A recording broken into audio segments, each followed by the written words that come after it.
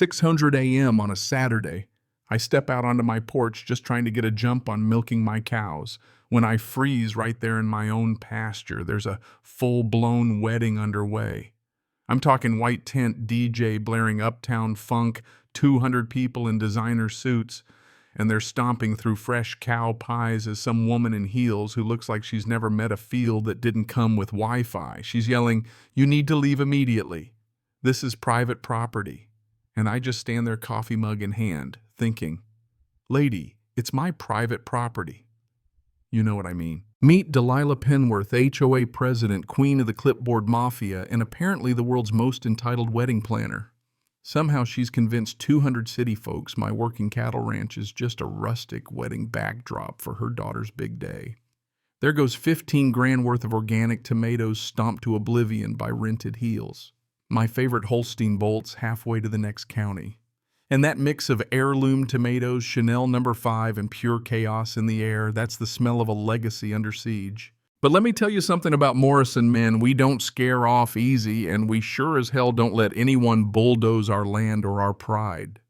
So when Earl's old diesel manure spreader rumbled to life in front of all those high society wedding guests spraying the finest organic bouquet this side of the Mississippi, I just grinned and watched the show. Would you have fought back or folded? Seriously, where are you watching from? Drop your state below. I want to know who's got my back. Let me back up a sec. My name's Jake Morrison, and I'm the fourth Morrison to work this land. My great-grandfather Silas carved this ranch out of prairie in 1891. The old kitchen table still creaks under the weight of 4 generations' worries and victories. The barn's out back, built by hand. When Dad died of a heart attack in 2019, I inherited more than just 127 acres of prime cattle country. I got 340 grand in farm debt and a whole mess of handshake deals scribbled on the backs of gas receipts stuffed in coffee cans. Now, banks don't exactly roll out the red carpet for a guy who looks like he just lost a fight with a bull. But in 2021, I made the call that saved our ranch went organic.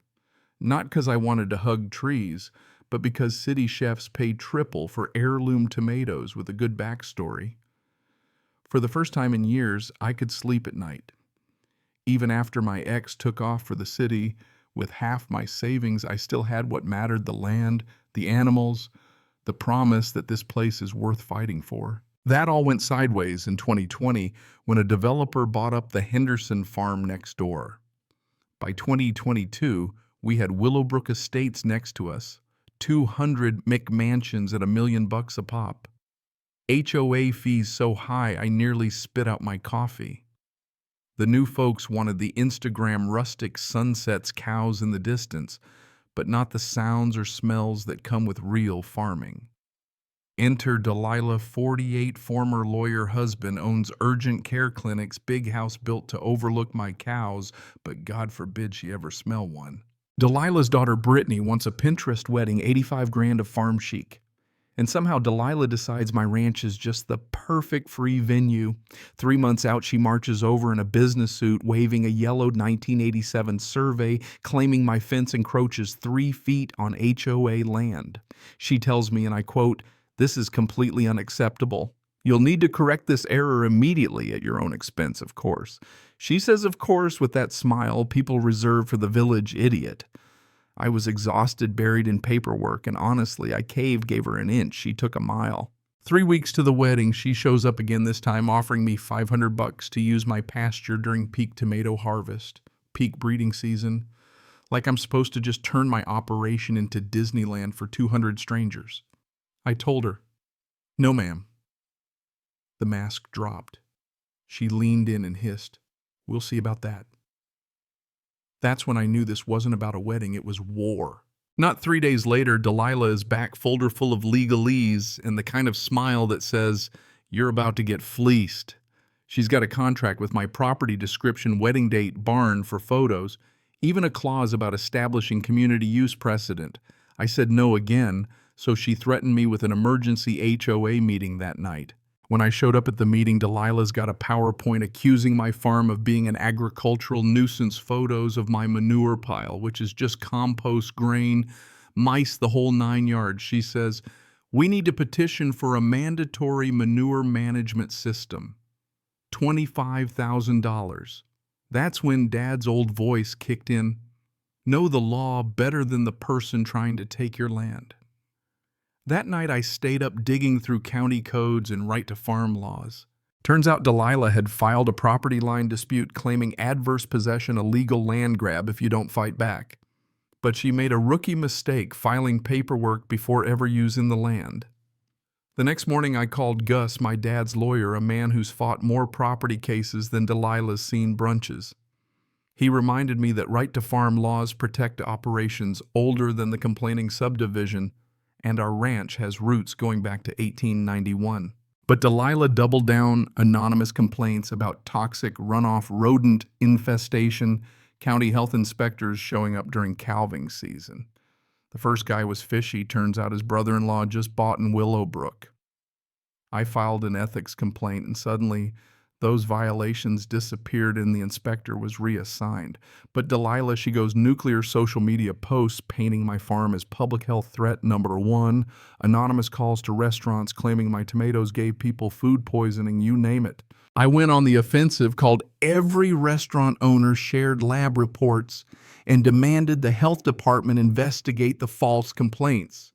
The burner phone used for the scam bought at Walmart and traced straight back to Willowbrook. Suddenly, Delilah was leaving frantic voicemails trying to clear the air. Sorry, lady, the gloves are off. Monday morning, she shows up with Brittany. Poor kid looks mortified in a $1,000 suit lawyer threatening breach of contract. I set down my wrench, wiped my hands, and told them flat out, no agreement, no wedding, no sale. Brittany looked at her mom like she'd been lied to about Santa. The lawyer started to sweat, realizing Delilah's whole plan might unravel. They gave me a Friday deadline for my final decision. That's when Gus, bless his old soul, started digging. By Wednesday, he laid it all out on my kitchen table: Delilah's corporate law, past her consulting contract with Pinnacle Development Group, her husband's medical practice, mortgage to the hilt, and 2 previous farms she'd helped developers snatch by running the same playbook, harass, bury, in legal bills, force a sale. But here's where it gets good. The 1891 deed for Morrison Ranch has an agricultural easement. My great-grandfather basically time-traveled and wrote legal armor right into the land. No HOA, no developer, no court can change the use from farming. Any community use or wedding photos would only strengthen my hand, not theirs. Friday, Earl and I prepped like we were storming Omaha Beach. Gus had trespassing forms ready for every guest, restraining orders pre-filed, every camera set to record every heel that crossed my property line. Earl's vintage John Deere manure spreader was locked and loaded with 2,000 gallons of the best organic welcome you ever smelled. Saturday morning game day. The trucks roll up, Delilah barking orders in a pink tracksuit, workers trampling my tomatoes, and guests arriving in BMWs and Mercedes, faces souring as Earl's manure spreader thundered to life. Let me tell you, nothing clears a crowd like the authentic scent of rural life wafting through a white tent. Sheriff Thompson arrived for his routine patrol just in time to see the scene decorations, half-finished guests with napkins over their noses, Delilah losing her mind in the middle of my tomatoes. I documented everything, every trampled plant, every trespasser, every word. At 8 a.m., I walked out with Sheriff Gus and Jim Hawkins from the local paper behind me. Folks hate to crash your party, but you're all trespassing on protected agricultural land. My land. Delilah tried to bluff with a microphone, but when I pulled out the 1891 deed and Sheriff started reading off the penalties, $1,000 per trespasser, the crowd got real quiet, real fast. Then Gus let the other shoe drop: public evidence of Delilah's developer deal, her husband's debt, her consulting payments, the whole plot laid bare. Brittany broke down, apologizing to everyone for her mother's lies. Dr. Penworth showed up desperate, offering me $25,000 cash to let the wedding go forward. I turned him down and quietly recorded his confession about the whole scheme to force a sale. Delilah was arrested for trespassing, harassment, attempted fraud, you name it. The wedding moved to the fairgrounds. Brittany insisted on Morrison Ranch tomatoes at her reception, and the whole disaster ended up on the front page, not just county news, but viral online. Delilah's reign ended. The HOA dissolved under legal bills. Her husband refinanced his clinic and, funny enough, ended up volunteering as the local farm doctor. The real victory. My ranch has now permanently shielded my community stronger than ever.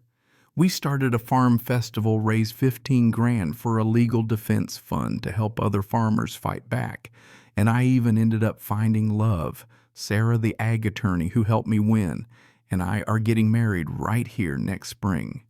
Earl's still running his manure spreader, claiming it's more satisfying than anything else at his age. Justice, it turns out, smells a lot like fresh earth after rain. Now let me ask you, have you ever dealt with HOA bullies or land-grabbing schemes like this? Drop your story in the comments below. Let's build a community that stands up for what's right.